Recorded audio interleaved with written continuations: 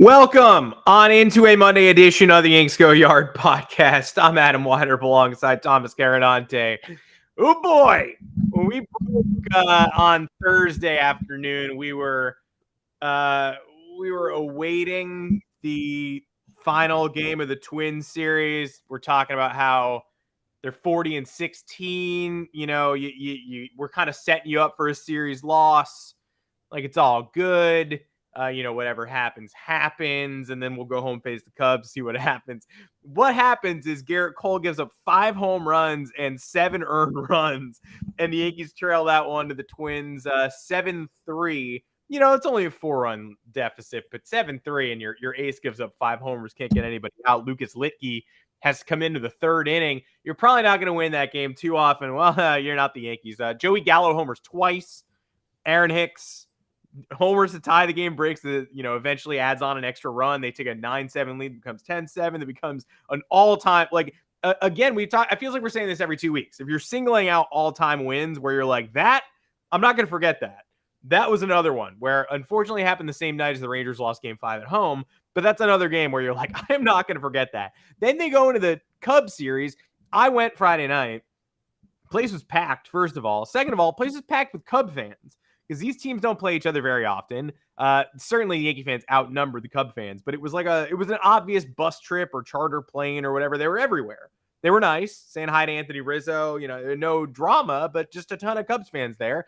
And they stuck it out through a game where the only hit with runners in scoring position in the entire game was the walk-off winner. Jose Trevino, coming off the bench, got the only hit with RISP in that entire game. One of the weirder games you'll ever see. Bringing it back to hockey, when you got a great goalie, that was like a game where, Jose Trevino just stole it. Neither team performed well, no offense, great Yankee pitching. Clark Schmidt was great. Marinaccio was great. Severino was great. And then Trevino just went ahead and stole it. And that gave them the offensive momentum to win Saturday 8-0, Sunday 18-4. And that's where we are now. 4 wins since our last podcast. It's almost becoming normal to take an entire weekend. And we're going to remember, for different reasons, at least 3 of these 4 games. And if you don't remember Jordan Montgomery's 7 innings of brilliance on Saturday night, that's your own fault too. The Yankees are in an incredible place right now. We're going to talk about the Cubs series, obviously, but also what led into it, namely Clint Frazier getting himself in hot water and getting kicked off of the team again in a hilarious bit of timing. And of course, Marcus Stroman, we love facing him in this series too. No, we didn't. He actually hit the IL right before the series as well. So the 2 Cubs who love to talk the most shit got knocked out of the official active roster. Shocker that we didn't see either of those people in this series. We're also going to talk about the emergent stars. I mean, there are 2 obvious names that are leaking out of this entire weekend, and that's Jose Trevino, obviously, and super sub / guy who wasn't even supposed to play on Sunday / eventual hero, Matt Carpenter. So we can't finish a pod without talking about Matt Carpenter these days, but we're going to do it again. You can find us on Apple Podcasts, Google Podcasts, Spotify, wherever you get your podcasts. Drop us those 5-star reviews. Drop us those mailbag questions. We will be more than happy to answer it. Thomas Carinante, welcome to the podcast. And what can you say? This weekend had legitimately everything. And for those of you who are still crying about the Yankees only beating up bad competition, wah. It's good that they're pummeling the bad competition. It's so good. It doesn't matter to me, as long as the wins are indicative of the talent level of this team, which I think we've had a lot of relaxing weekends this year. Can't say the same for last year, where you didn't get any reprieve from this team. This year, you have a game like you were talking about, the series finale against the Twins. Garrett Cole, by the way, Garrett Cole is the worst pitcher on the Yankees staff right now. Yeah. And it's not even a joke. It's 100% true. You look at all the metrics. You look at FIP. He is the worst with a 3.57. You look at ERA. He is the worst with a 3.63. You look at WHIP. He is the worst with a 1.075. The only thing he has on any of his fellow pitchers is strikeouts. He's got 84 in 67 innings. But at this point, it's amazing how some of these storylines where you look at you look at Gallo and Hicks, you're like, if this was any other Yankee season where there was futility at any other aspect of the roster, that's all you'd be hearing about. You'd be hearing about how bad these deals, or how bad the Hicks deal is, how bad the Gallo trade was, how bad Gallo's salary was for the last 2 years, which is kind of relative because the Yankees have restricted themselves payments here and there, or with doling out money here and there. So you're looking at the rest of this team pick each other up, and it really is incredible because we haven't been really treated to something like this in at least 3 years. And coming off that game against the Twins where your ace starts and you're like, oh man, we have a chance to really just shut this team up. First place in the AL Central, shut everybody else up who says we can't, win again. I don't think there's been a lot of chatter about the Yankees not winning, not beating good teams. I don't really pay attention to that. Mets fans were doing that like 7 games into the season. The Mets were like 6-1, and people were like, oh, they're not really playing anybody. And then Mets fans were like, and then the Mets win a series against one team that has a winning record. And there's so much for all the haters saying we can't beat good teams. We just won one series. I don't care. Mets fans are having a crazy time right now. Yeah. The KFC Barstool wakes up every day and writes like 38 tweets in a row about how this team is different. And it's like, maybe they are, but it's also the most obvious coping mechanism of all time. I mean, the Mets have lost half of their lead in the division in the last 2 weeks, which they're still good, but it doesn't feel nice when that happens. Yeah. And every tweet he writes is like, this was bound to happen. This was always going to happen. This doesn't mean this year is like every other year. It's like, okay, man, like you're talking a lot of shit in early mid-May. Like, all I kept thinking about Mets fan tweets was just like, the reason this franchise, the Mets always seem to backslide and always seem to have trouble and always seem to hit these swoons. And all offseason long, they're like waiting and waiting and waiting for it. And then all of a sudden they're hot for like 10 days. And then it's all pretense out the window, trolling like crazy, like tweets like you're the 6-time defending division champions. And it's always just like, what? Are you guys going to learn ever? Like, are you guys, I don't even tweet about the Yankees until they're like 44-16. Like, are you guys literally ever going to learn, or are we going to have to wait another year? And we're still, we've been relatively quiet, but what are you supposed to do? Like they're 44-16. They're about to go through a Rays, Jays, Rays, Astros stretch. That's going to be really tough. But you know what helps? Being 28 games over 500 when you have to play those teams in a row. That helps a lot. Yeah, I'm feeling good. And that's why, you look at all these other things that there's Garrett. I'm rarely ever happy with Garrett Cole. You know that. The listeners know that. Yeah. Never really ever been happy with Garrett Cole if we're being totally honest here. But the team is Aaron Judge is on a different planet. It's funny because never in the history of anything has a fan base been ecstatic to see some player go so far beyond expectations that they're going to cost their team so much money in the offseason. Everyone is laughing whenever Aaron Judge hits a home run. Price goes up, Twitter says. Every time the price goes up, and I'm loving it too. So you look at all these storylines. Nestor Cortez, another great one. Jose Trevino, another one who we'll talk about in a minute. The biggest factor for this year is that it's what every bad thing is kind of is almost being fully silenced. You're not gonna fully silence Yankees fan base, but are we concerned about Gallo? No, it's not fun to watch sometimes, but hey, heats up here and there, or he starts hitting some home runs here and there. It feels good. Aaron Hicks, great to watch him either. Not really. Couple of good defensive plays though. Home run, couple of timely hits. Also feels good. So that's my favorite thing about this season. And they're winning the close games. They're winning those agonizing games that they weren't winning last year. Those 1-1s in the 6th inning where you're like, okay, man, score a run, like please do it. And then the other team just erupts for 5 and you knew it was coming. Now we can sim the games to the end, and it's usually in the Yankees. It's usually in the Yankees' favor. And, a lot of another thing that I'm really happy about is all the shit talking coming in the Yankees direction, which is largely unprompted outside of the Josh Donaldson thing, which deserved every bit of shit talk, every bit of criticism, whatever you want to call it. Nothing else has really been deserved. The Yankees haven't been overly cocky. Fans outside of the Guardians, the moment with the Guardians, which we ended up seeing was pretty much Miles Straw's fault for instigating the rowdiest people in the stadium. Fans have largely been okay for the most part. Correct me if I'm wrong there. I don't think there's been any bizarre Yankee fan situation that other fans are looking out for to just magnify on social media. So I'm glad to see all the opposite shit talking kind of get late.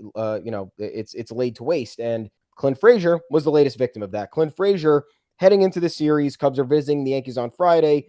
New York Post runs a story on Thursday night with Clint Frazier talking shit about the Yankees once again. So, hey, you don't like the Yankees, man? That's great. I don't like plenty of things. And it's normal. It's very normal. I know Clint's Normal. time in the. I wrote an article on Clint after he had gotten released. It was a tough situation.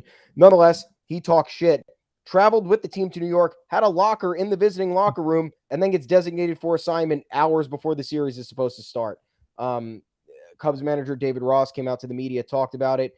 It was clearly a tough situation. He said Clint was emotional. But just another life lesson is why are you gonna set it up? You're gonna set it up for all the critics, all the people opposing you, setting it up, teeing it up for them to just laugh when this happens. Because if Clint Frazier had just gotten designated for assignment and didn't say anything, that would have objectively felt bad. Like, you would have been like, oh my God, like, that's terrible. Coming back to New York, like, maybe he wanted to close some old wounds or shut the door, get some closure here. And then he gets designated for assignment. Now he's looking for another job. Like, that's terrible. Now he comes back. He essentially says the same things about, criticizing the Yankees organization, which, correct me if I'm wrong, we'll get into in a second. Seemed like he was talking shit on some teammates too, based on kind of how he left a lot out for interpretation, is what I'm trying to say. So not that I'm glad he got designated for assignment. It sucks, but like, when that happens, you're just like, okay, like, what do you want me to do? You were mad at the team for a lot of things happened when Clint Frazier was here. You had the whole Mickey Mantle unretirement fiasco, which I don't think was true. He also said it wasn't true. We believe that was just a nonsensical rumor. Then you had Michael Kay calling him out. Shame on him for not. He said shame on Clint Frazier for not getting healthy, which is completely out of Clint Frazier's control. And you start off the tenure like that, and it's tough. Bad vibes. You're not feeling well. However, Clint Frazier never really did himself favor here either. He dodged the media after that 2019 game against the Red Sox, where he made two awful plays in the outfield, and then said he owes the media nothing because they've done nothing but mistreat him since he was here. He had the concussion issues from the Yankees last year. He was given the starting left field job last year, regressed in every possible manner. There was one other thing that he did that I don't have off the top of my head right now. But didn't lend. And the crazy part about this is that Yankee fans were largely supportive of Clint Frazier throughout his time here. They were mad whenever the Yankees optioned him. They wanted to see his potential kind of come to fruition at the major league level because he had all the hype around his bat. And all that was left to kind of come around was the defense. Major league ready bat that everybody wanted to see on a daily basis. They didn't get to. Did the Yankees jerk him around? I do think so. However, it seems like there was something off here. So both one party or the other was not seeing eye to eye. But then Frazier is mentioning his most recent criticism, which he also talked about in the offseason, was that he didn't like being told how to look. Which, yeah, I get it, man. It's probably not a great feeling, especially if you like to let your hair down or grow a beard or whatever, but everyone is doing this. I'm not saying that's an excuse for the Yankees to keep this policy in place, which I still think is bullshit and needs to go. We're in 2022. Not everybody needs to look the same. But everybody was falling in line. This is a team. Everybody kind of has to just understand where we're at as a team and make some sacrifices and do whatever. Clint Frazier was either not, or he was clearly willing to do that because he did it, but he was resentful for it, and it maybe affected his time here. But the fact that he was saying that he didn't feel included in the clubhouse makes me. He said the Cubs clubhouse was way more inclusive and they're accepting of more people, which kind of feels like a shot at his Yankees teammates for not being accepting of him. I don't know. That's what I got from the comments. But nonetheless, next day he's released, and you're like, yeah, I mean, what are you gonna do? You're teeing it up again. Like, you're coming into enemy territory. You're saying the same shit over and over again. You already knew you probably weren't getting a warm welcome, and now you're just making it even worse on yourself. So I don't get it. Some people need to say things. I understand that, but why are you going to make the situation exponentially worse? And then I'm not saying the Cubs released him because of that, but when you're sitting there weighing the factors as the Cubs, you're trying to make a roster decision, and then Clint Frazier says that, they're probably like, yeah, you know what? We don't need these headlines for 3 days. Like, he was already on the fringe. Let's just be done with it. So tough situation, but I mean, what else can you do? Yeah, the David Ross quotes were really telling to me before the game when they released him. He said he's trying to do lip service, and he said, the Cubs' decision to DFA Clint Frazier was tough. Said they needed the spot for Chris Martin, the reliever who ended up pitching in Friday's game. Then said the Cubs didn't, quote, see a real spot for him right now. So it wasn't that tough a decision because you can't even figure out how you're going to use him. So clearly that was a little bit of lip service at the top. Frazier stood out to me during his Yankee tenure as someone who I was obviously rooting for, but there was always something bubbling below the surface when he had the chance to throw, his teammates under the bus and cast doubt on them and how well he fit with them. He would. There was that series against the Red Sox where they took the first. Stop me if you've heard this one, but they took the first two and lost the last one on Sunday Night Baseball because he was running around in the outfield, taking terrible routes and right, and then wouldn't speak to the media after the game. And I remember kind of thinking, this 2019 season feels kind of magical. If this ends up throwing off their trajectory, I'm going to be furious. And for a couple of days, it did. They went to Toronto and they got beaten up. Ultimately they got back on track. But you want to avoid as many of those distractions as you possibly can, especially if they're so self-inflicted.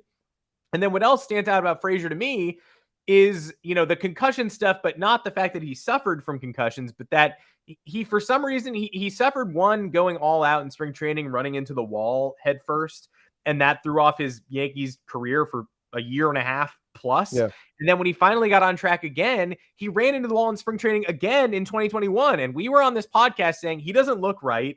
That's scary. I've seen enough concussion stuff that I know that elementary logic, but you're going to want to avoid running into a wall again. You're going to especially want to avoid doing that in a meaningless game in spring training. And he, doesn't mention it, doesn't blame it for his struggles, but he goes on to not be able to see a fastball directly down the middle for the entirety of 2021. One of the worst qualified hitters in Major League Baseball. And then the season ends, and all of a sudden he says, yeah, I did suffer another setback that spring. We know. So I don't know why you're hiding it if you already have this fractured relationship with the Yankees. It's only going to breed more sympathy. And it led to a bunch of people unnecessarily questioning his on-field credentials last year because he didn't tell us something had gone wrong. So all the love in the world for Clint Frazier, I didn't want him to go somewhere like the Red Sox this offseason. I was very happy when he went to the Cubs, but I needed to see a lot from him to prove that he was going to be able to get over that post-concussion stuff, and I haven't seen it. But I was certainly in his corner when this offseason, roster shuffle went down. I don't understand for the life of me going after the Yankees for being cookie cutter again and again and again. And when the Cubs are struggling in early June going for it again. And clearly didn't fit in that well in the Cubs locker room, first and foremost. Yeah. But sitting through that Friday night game where none of the Cubs could make any sort of offensive breakthrough, it did seem like a massive mistake to cut him loose. He would have, if there was one series all year he would have gotten up for, it was this one. Rafael Ortega, who they put in Frazier's place on the roster, didn't exactly light the world on fire. I can't imagine caring so little about your on-field product that you're not going to give Clint Frazier the revenge grudge match in this series, especially in a game. Again, nobody got a hit with runners in score position. Nobody. 0 for the game until Jose Trevino broke through. I'm pretty sure I don't know if they lose that game if Frazier's playing. I don't know where he comes up. And I know Gary Sanchez's revenge didn't exactly go as planned last week, even though a lot of people want to blame the Yankees starting pitcher's tough starts in Minnesota for Gary behind the plate. People are saying he was bringing, he was tipping the Twins off. I don't think that's real, but his revenge was brutal last week. And I think Frazier would have certainly exacted a measure of revenge if they'd let him play. Very weird they didn't, but when you look at the timing of everything and the swirling article and all this unnecessary noise prior to the series, it seems pretty obvious the two are at least somewhat connected, or the timing is extremely coincidental. I guess we'll never know.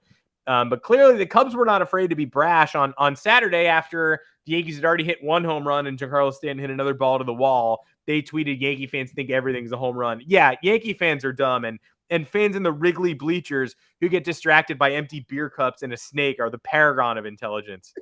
Tap on any drunk Wrigleyville asshole in the sun-baked bleachers, and he'll be able to tell you all about the intricacies of the infield fly rule. Fucking assholes. Superiority complex. Cubs fans are real baseball. Cubs fans are real baseball. Yankees fans are not. They're stupid bandwagoners. But the Yankees went on to hit 5 more solo homers on Saturday, and then won 18-4 on Sunday. So maybe the Yankees got the last laugh there, both on the field and in the social media department, where somebody tweeted Nestor Cortez doing the home run finger circle saying maybe everything is a home run. Maybe everything is a home run. Yankees hit a home run off a position player throwing 35.4 miles an hour yesterday. So really nothing more to say about that. But we do have to talk about Matt Carpenter, who is putting up an historic start to his Yankees career. You look at his, the fly ball distribution chart. It's hilarious. He's got, I think, 9 hits. Sorry, got a hit late in Sunday's game. 9 hits, 1 bunt down the third base line, 1 rip double down the right field line late in yesterday's game, and 7 home runs to right field. Both at Tropicana Field and in the short porch, but they're all clustered in the exact same area. He is giving the quotes that, Yankee fan dream quotes. People who hate the Yankees have their panties in a bunch over this. He was saying yesterday, it's 9-on-1 every time this offense goes to work. There's nowhere else I'd rather be. I got chills from hearing the bleacher creatures call my name. Oh my God. I mean, come on. And the mustache is a thing. And no one is expecting Matt Carpenter to keep this up for the rest of the year. No one is saying Matt Carpenter better have a 1,500 OPS for the rest of the year or else he'll be a bust. But he's not going anywhere. No. And they are going to have to figure out at a certain point, they're going to have to say, are we okay with Gleyber Torres being the backup shortstop? Or are we going to have to sacrifice a pitcher in order to keep Marwin Gonzalez on the roster to fulfill that role? Or are we just going to, again, run with Gleyber in June, July, August, and when they expand rosters in September, bring up a rookie? Because Marwin Gonzalez is definitely the lowest man on the totem pole right now. He's not hitting. He was the only Yankee to go 0 for yesterday, went 0 for 5 against pitching that couldn't get anybody else out. He's had his moments. He hasn't even been that bad, right? He's had his moments this year. He's been offensively challenged, but he started a few rallies. The Yankees have had worse 26th men in recent history, but he's the lowest man on the totem pole. He's been lapped by Carpenter. Carpenter is not someone they can get rid of anytime soon. He's not someone they can keep off a playoff roster at this point. And you wonder how long they'll be able to survive with this current roster before they have to make that somewhat difficult decision, because Carpenter went out and took it. Yeah, I mean, it's so funny because we're always trying to suggest moves for the Yankees, and we always think we know better. Sometimes we do, most of the time we don't. But this one just felt like a layup. Being able to sign Matt Carpenter, a guy who was attempting to rediscover himself, a guy who always seemed like he'd probably be a Yankees fit because of his defensive versatility and his power from the left side of the plate. I know it sounds redundant and dumb, but it's true. He's hit no porchers yet, but every fucking home run he's hit has been to right field, and it's been an absolute tank. So all it's going to take, as time goes on, he's not going to be, if he hits a slump or he's not making solid contact, there's going to be a time where the porch comes in handy and he's reaping the benefits. You just look at his past. Usually these guys are the ones who fit in later career with the Yankees. You had a successful run of form with another franchise, a 3-time All-Star, had a couple of 130 plus home run season. MVP candidate in 2018. Legit. Yeah. Silver Slugger back in 2013. Like total, a force of a player, plays multiple positions. And then he goes into this rut where he doesn't know what's going on with his swing. And it's been a problem for quite a while now. And usually when that happens, is all those players need is one of two things, or usually two things at once: a change of scenery with more protection in the lineup. The Cardinals have been good, but they haven't been, they're not exactly a powerhouse. They feel like a perennial second place team in that division because of how good the Brewers are. And they haven't really made any noise in the playoffs at any point recently. So you get a guy like Carpenter who wants that change of scenery, can be sandwiched in between a number of good hitters who you cannot pitch around, and then he's going to see more pitches. He's going to barrel a bunch, and all he's been doing is barreling. His swing is so natural. That home run he hit, that 3-run shot he hit yesterday was the most effortless home run that went, 30-something rows back into the bleachers. Mm-hmm. The right fielder didn't even move. But the commentary around him, it's the positive vibes. He's happy to be here. He loves the clubhouse. He loves making an impression here. And you have players like him saying that. You have players like Trevino saying that. Nestor Cortez is saying stuff like that as well. And it brings things all around where they should be from a vibe standpoint. Because we had for so long thought things were rotten in this clubhouse. What is going on? And maybe you look back to, was Clint Frazier actually a problem? Was Gary Sanchez, like, I don't know, were some of these guys a problem? I don't know. I do know idea. I'd rather have Matt Carpenter and his 1592 OPS and 342 OPS plus and 0.8 WAR in 2 weeks of baseball. I know that. That's what I do know. Yeah. So you look at the roster shuffle that happened this offseason, and I don't know. Maybe some of these guys were a problem. Maybe the fit just wasn't there. Maybe the fact that you're kind of picking up more hungry guys in a guy like, for example, like Donaldson. Donaldson hasn't really been on a winning team in a while, and probably, looking for another opportunity. Lights a fire under his ass. You get a guy like Carpenter who's trying to just find his swing. He's happy to be in a place where somebody will have him. He said he would load the plane with bags if the Yankees were to sign him. That was his first quote arriving here. Yeah, he doesn't have to do that. He doesn't have to do that. You have a guy like Trevino, who's been a perennial backup his entire career, if that, fringe like active roster player, if we're being honest.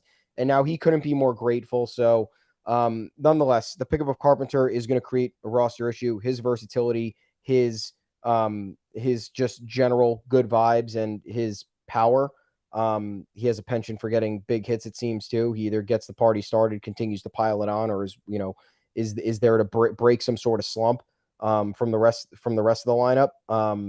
So it's going to create a problem. And at this point, I don't know how you even consider getting rid of him. He's got to be here to stay. It's building out the World Series roster. Do you want a guy like Matt Carpenter on your bench, or did you want a guy like Tyler Wade on your bench? I know we were crying about Tyler Wade for a while, but now it looks like we were fucking wrong. I'm wrong again. I like being wrong when it's good. It's good. Great. It's so good. Yeah.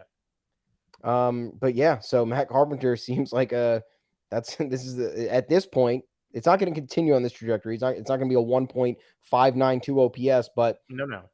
It's a World Series-esque edition. It's a guy who is looking for retribution. It's a guy who is happy to be where he is. It's a guy who loves playing baseball. And that's someone you want coming off the bench in the 7th inning of a tight game looking for a clutch hit. The question is, where can he play? He's DH'd. Yesterday was his first time in the field. Made a diving play at third. FYI. Cool. Good for him. Is Matt Carpenter going to be a left fielder? Can you get an occasional? He was maybe going to move and take some reps in the left field at the end of 2019 with the Cardinals. I don't know if it actually panned out. And I saw Brandon Cuddy, I believe, tweet yesterday that he's played like 3 games out there. I'm going to pull that up while I'm talking, but he doesn't have a natural position. I have it right here. Yeah. He's played 7 career games and left, none since 2012. 19, right. Is that epic? Not really. That's not what you want out there. But if Gallo is more comfortable in right, and you want to give Judge the occasional day off, and Stanton, there's no corollary between him starting the outfield and him playing DH. Maybe sometimes you get Carpenter, Judge, Gallo, Stanton on the bench DHing, or maybe you get Carpenter, Hicks, Gallo, Judge DHing, Stanton taking a day off. That might be how you end up inserting him. Maybe Donaldson needs more days off than he's gotten. He hasn't been as productive a player as we maybe expected him to. Perhaps most of his values in the clubhouse. Who's to say? They're going to need to find reps for him. He can't go like a week without starting, which is basically what just happened. He was all over that Angels series. He homered to the Nestor Cortez game. Tiger series, he basically didn't play. Twin series, he basically didn't play. Wasn't even supposed to play in the Cubs series. I was at, again, Friday night's game. He got an at-bat, a pinch hit at-bat that nobody even noticed. He got used to lead off an inning, pinch hitting for Marwin Gonzalez in the 7th or something. And it just he struck out quick. I wasn't paying attention and he struck out. And then people around me were like, where's Carpenter in extra innings? And it was hard to even communicate. I think he came in when we weren't paying attention. He was red hot in Tampa, red hot against the Angels, and then comes home and he's basically just not used. And then yesterday, 7 RBI takes out a week's worth of aggression on the opponent. He's got to be used down the stretch. Bottom line, he is Tim Raines. He is Wade Boggs. He is these late career star players who come to the Yankees late in life. It also merits mentioning people whining and complaining like, oh, the Yankees got him and he sucked since 2018. And of course now he's good. What the fuck is this shit? There was an in-depth Athletic article that you're not going to read because you're just angry. So why would you? But if you actually wanted to read something, it's about how he reworked his swing all offseason long with Joey Votto, with old teammates at a Texas baseball camp, traveling around the country this offseason because he knew there was more left in his bat and he knew his swing had lost something over the previous couple of years. The Cardinals left him for dead. He didn't leave himself for dead, and he made tangible improvements this offseason. So if you want to be a hater and whine about how this always happens to the Yankees, even though this hasn't happened, first of all, this hasn't happened to the Yankees in like a decade since Raul Ibanez. And second, it's not something that happened. He made changes to his swing. The Yankees signed him. I don't know what that would. Do you want them to not pursue people they're interested in? I mean, obviously that is what you want. You want them to get bad and stay bad. So that is what you want. But it's not a reasonable ask to say the Yankees should just refrain from signing interesting talent in case they get good so that you won't have to complain about them. And rumor has it the Red Sox and Braves were also interested in Matt Carpenter, which is just the chef's kiss on the whole situation. He preferred the Yankees, so no big deal. But the Red Sox were looking. And think about how annoying it would be to have this guy on the Boston Red Sox with the big beard back. He wouldn't just have the stash. No. He would be, the flags would be real if Matt Carpenter were on the Red Sox. That I guarantee you. Yeah. So just be thankful. Thank your lucky stars that he's on this team instead. And he wants to be here. Speaking of guys who want to be here, Jose Trevino. I don't know why they didn't push the Jose Trevino button for the first 12 innings of Friday's game, but they did, and he instantly won the game for them. Sat Sunday while nursing a little back issue, but played through it on Saturday. Not real concerned. Got the double day off, headed into Tuesday's series opener against Tampa at home. A certified legend, and we had already talked about him extensively when he won the game on his dad's birthday. His dad passed away, and that would have been his 68th birthday, I believe. That was an incredible moment. He walked off on Friday for his son. It was his son's 4th birthday. He FaceTimed him after the game, said, "Daddy, did you win it for me?" I mean, like, this is right out of a sports movie. And if you want to add to the sports movie theme, Trevino went to the premiere of Derek Jeter's documentary on Sunday night after the game. Like, Anthony Rizzo a couple weeks ago went to the Ranger playoff game after the rain out, and we were like, this guy rules. Jose Trevino went to Derek Jeter's Tribeca Film Festival premiere. He was the only Yankee there, as far as we could tell. Current roster Yankee, like Spike Lee was there. Jose Trevino was there. CC was there. But Jose Trevino stood out, met Jeter, and said, this is what it's like meeting your childhood idol. They Talking Yanks dug up the tweets again. He was tweeting in 2014 about how he was going to cry when Jeter retired. He tweeted like every week about Jeter. Like, he's got the bona fides. And so he's having maybe the most special Yankees tenure of anybody through mid-June. And just another, you want to say intangibles don't exist. And then you see a guy like Jose Trevino playing for his father's dream team, playing for the franchise he grew up loving, and bringing something so much deeper to this. And it teaches you that, the same people whining and complaining about Matt Carpenter are whining and complaining about Trevino. Just can't enjoy a story like this. Just take a step back and enjoy an incredible baseball story. Yeah, I mean, can you, though? If this was happening with the Red Sox, we wouldn't. Oh, no, I'd be fucking furious. The great part about this, I talked about it last time, it's such a good story that you can ignore it, but you can't hate it. So it gives you a secret reason to potentially maybe like the Yankees if you hate the Yankees, or like something surrounding the Yankees, which you're not, you might not be allowed to do as your moral code doesn't allow you to do it. So I love when this stuff happens, when there's likable players here that can't really be talked shit on. And you know what else Trevino's doing? He's distracting from other guys who aren't exactly performing, or other guys who are slumping. So, you look at the Yankees 2022 stats, really all who stands out to you is Aaron Judge, who's having the best season in the league by far. Mm-hmm. And then you go down the list, you got Donaldson hitting 235 with a 730 OPS, nothing special. IKF 267, 630 OPS, really nothing special. But he's getting timely hits. Gleyber Torres, numbers on the surface don't look that great, but he's got a 125 OPS plus. He has the the third most home runs on the team.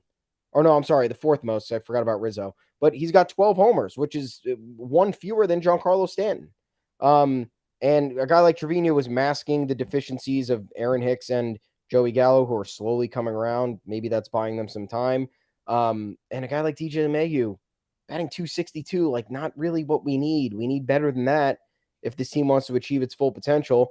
And kind of like Higgy could be getting a lot more criticized right now. If Jose Trevino didn't exist, Higgy might be crucified at the moment because of how much criticism Gary Sanchez got for even putting up like solid numbers. Gary Sanchez put up good numbers last year. His OPS like 730 or 740, hit like 20 bombs. Yeah. Like that's a good right. season for a catcher, but like Gary Sanchez set the expectations too high, made a lot of boneheaded defensive plays time and time here and there. Maybe he wasn't hustling. It didn't seem like it. So there was a lot of ire, and Higgy was the next in waiting because he essentially took Gary's starting job from him on two separate occasions between 2020 and 2021. And now he's batting 172 with a 505 OPS, and one of his bigger hits was off a 34 mile an hour fastball. So a really bad season for him. And then you have a guy like Trevino who is, I can't even believe these stats when I'm reading them. Runners in scoring position, and this is not a small sample size, guys. This is a legitimate sample size. 21 games, 29 plate appearances. He's hitting 407 with a 1.041 OPS, 13 RBIs. You bring that down to high leverage situations, 11 games, 14 plate appearances. He's hitting 500 with a 1.321 OPS, 1 homer, and 6 RBIs. He's been solely responsible for 2 Yankees wins. And his defense was the reason he was brought over here. And the funny thing is, you think about why he was acquired. He was acquired because Ben Rortvedt got injured. I mean, at least we can assume. We didn't really talk. Yeah, we didn't really ask Brian Cashman why Jose Trevino was acquired, but you saw what happened. The Yankees acquired a catcher in the deal with the Twins when they shipped Gary Sanchez and Gio Urshela off. Ben Rortvedt was the other guy. He was the presumed backup catcher. We were loving his biceps. Then he gets hurt, and then the Yankees have to trade Albert Abreu for Jose Trevino, and you're like, come on, man, a relief asset for a third-string catcher who we're probably going to cut. Then fast forward to however long later, Jose Trevino is one of the most prolific outs above average or catcher framing runs leaders in the entire league. He's one off the lead. He has 3. He has developed a rapport with this starting pitching staff in light speed. Came over here, and now you see him in the dugout with every pitcher talking shop every single time.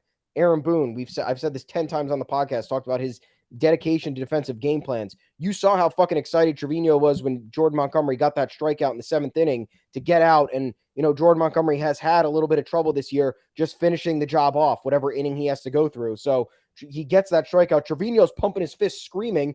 And you see Jordan Montgomery, as a result, yelling into his glove because he's so excited too. So the intangibles here are so real. And you have the storylines, the divine intervention here, where Trevino is like he's kind of connected to all these feel good things. And there's always a tie-in.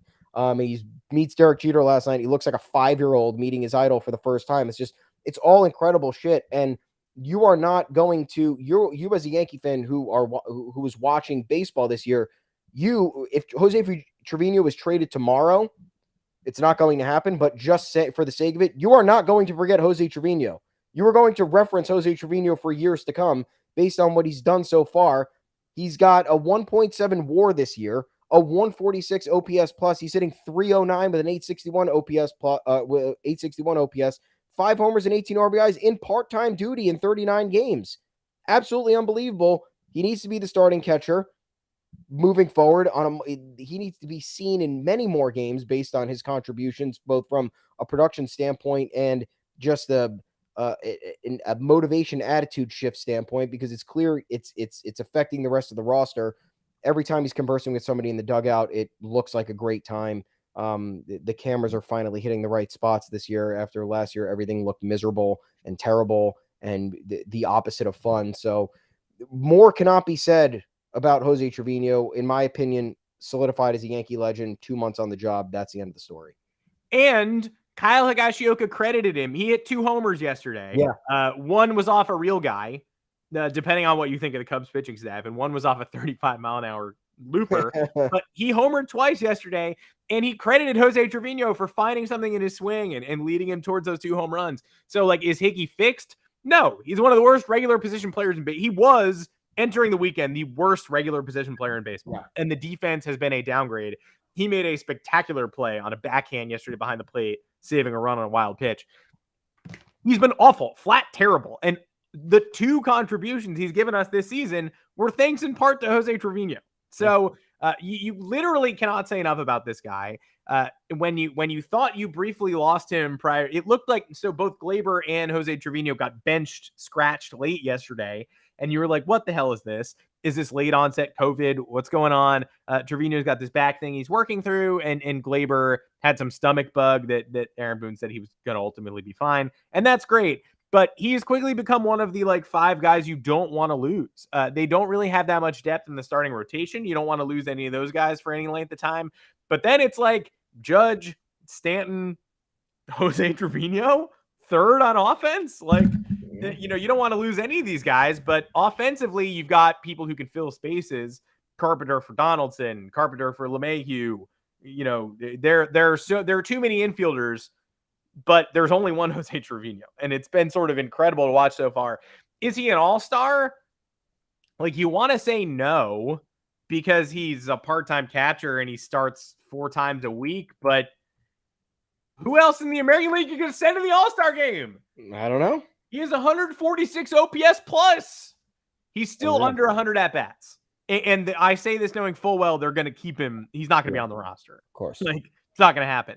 But whoever, here's the hot take, whoever they do send to the All-Star game is going to be having a worse season than Jose Trevino. Yeah, I don't disagree with that.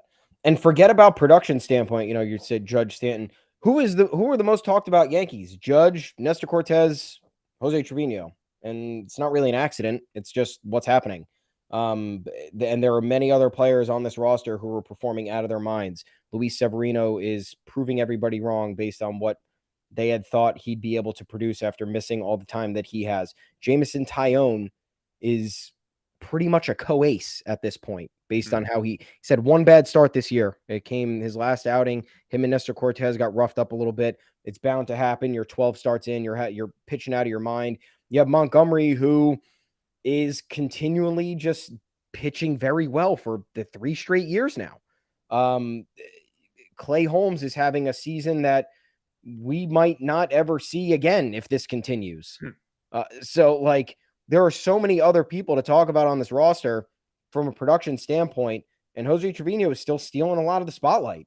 And it's not just because it's a bunch of BS. He's also performing, and it's lending to all this off-field stuff and just feel-good stuff. But when you think about it, at the end of the day, it's the top 3 is literally Judge, Nestor, Jose Trevino. We're gonna see. I guess we got to get a Trevino jersey, but you're gonna see more Trevino stuff. There's got to be some gimmick with him. We have Judge's chambers. You got Nestor's mustache with the kid, all the kids. That's the new thing. It's Nasty Nestor with the mustache. What's the Trevino thing? Well, people are really sort of unlucky because a lot of those, Tina Martinez jerseys become Gary Sanchez jerseys, become Matt Carpenter jerseys. So that one's fucking easy. Nestor, every company's making a Nestor shirt. The Yankees are giving one away in a couple weeks. Nestor bobblehead day next year, probably going to be fucking electric. I mean, I was in line for the Pettit bobblehead. Really difficult stuff. I actually cut a lot of people. Sorry, unfortunately, my dad's a great guy. If any of you thought I was a legend, I actually did cut many of you. And if you were the 18,000th and first person, then I'm more than happy to package mine up. But next year for Nestor is going to be insane. Trevino number 39. That's not like a vaunted number in Yankees history. I'm actually going to look that up now though, because I'm curious. I mean, I don't think a single one of you has any of these jerseys. And so you can't claim to have unless you got it's Melky Cabrera in his rookie year. So if you had a Melky jersey in 05, then congrats. You might want to dust that one off and turn that into a Trevino. 96 World Series champion Brian Bowringer, not a fan favorite. Don't think you guys have that one. Sean Chacon in 05 and 06. But if you have that, it's probably a jersey. I don't think any of you guys invested in the Sean Chacon nameless jersey. A couple all-stars in there. Jim Coates, Ron Davis, Chad Green back in 2016, but never again. David Adams, the guy who prevented the Cliff Lee trade in 2013. If you're a fucking lunatic, maybe you have that one. Roberto Kelly, another all-star, but again, Mark Melanson, you maybe got a spring training Warren jersey. Andy Phillips. Actually, there are some kings among us here. All right, Darryl Strawberry, Mike Talkman. Okay, yeah. Those are your guys. So if you have any of those, best of luck to you. You now have a Jose Trevino jersey. This team needs to do a little bit of catch up in the marketing department. I was at the game. I saw Rizzo. I saw Gallo. Gallo, by the way. Yankee fans, I'll criticize you one time. I'll do a one-time criticism. Extra innings on Friday night. Joey Gallo came into the game late, defensive replacement. He's in right field. 1-1 game, all the tension in the world. You can cut it with a knife. You don't really need to be heckling Joey Gallo in right field at that point. I think you need to be focusing on other shit, considering he hadn't done anything and actually was coming off a 2-home run game in Minnesota.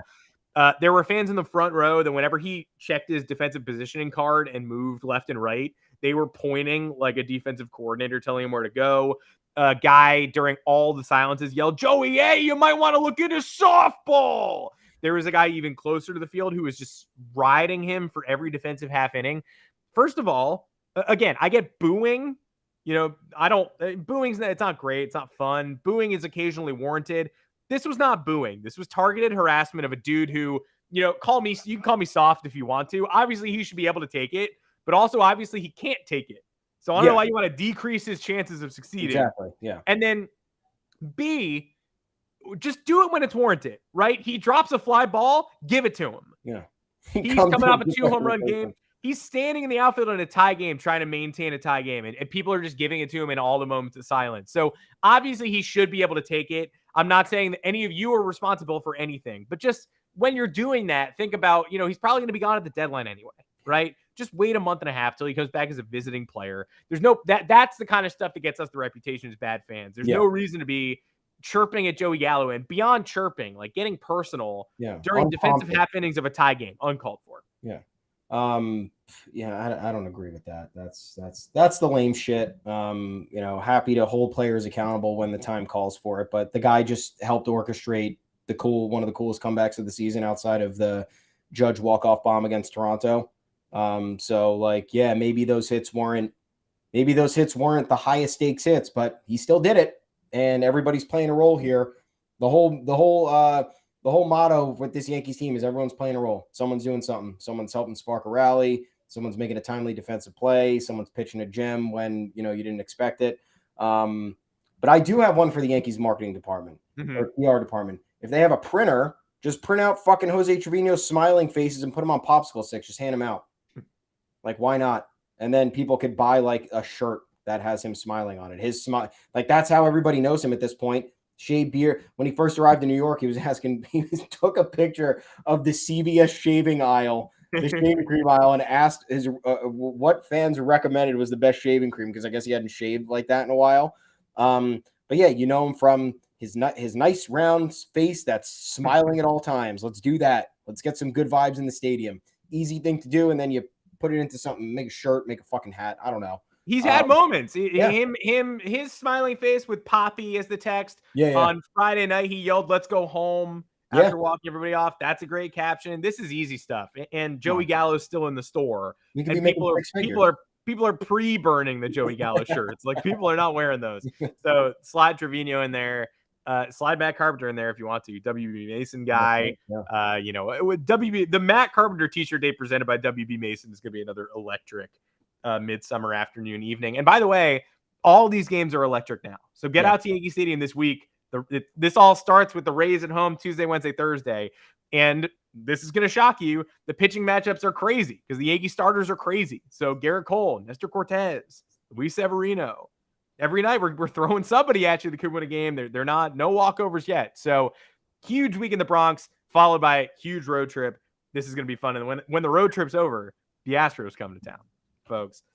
The only two teams this year who have not won a game after trailing by 3 runs or more, the Royals, who suck, and the Houston Astros, who don't suck, but are clearly gutless babies. So keep that in mind. That's it for this edition of the Yanks Go Yard podcast. Make sure to find us on Apple Podcasts, Google Podcasts, Spotify, wherever you get your podcasts. Drop us those 5-star reviews. Drop us those mailbag cues. We've literally never been happy to answer them. Until next time, I'm Adam Weiner. You can find me on Twitter at Adam Weiner. I'm Thomas Carinante. Where can the people find you? At Tommy's_takes, folks. Folks. Head on over. Folks is not part of the handle. It's not in there. Tommy's_takes. Head on over to yanksgoyard.com. We got plenty of content there for you. Stay in tune to what's going on. Writing about all the relevant stuff. And we got the trade deadline. It's coming up, dude. We already had Joel Sherman speculate on a few targets, analyzing that, seeing what makes sense. Talk to us on the official Yanks Go Yard Twitter account at Yanks Go Yard FS. 3-game series. We're off today. It's great. Take the breather. 3-game series against the Rays. Tuesday, Wednesday, Thursday. We will talk to you again right here Thursday afternoon after the first 2 games of this series. And it's going to be good. I'm feeling good. I don't care about the Rays anymore. They don't bug me as much. So enjoy your next few days. Come hang out with us on Thursday, 2 p.m., and we're going to have a good time. Oh, yeah. We will see you there.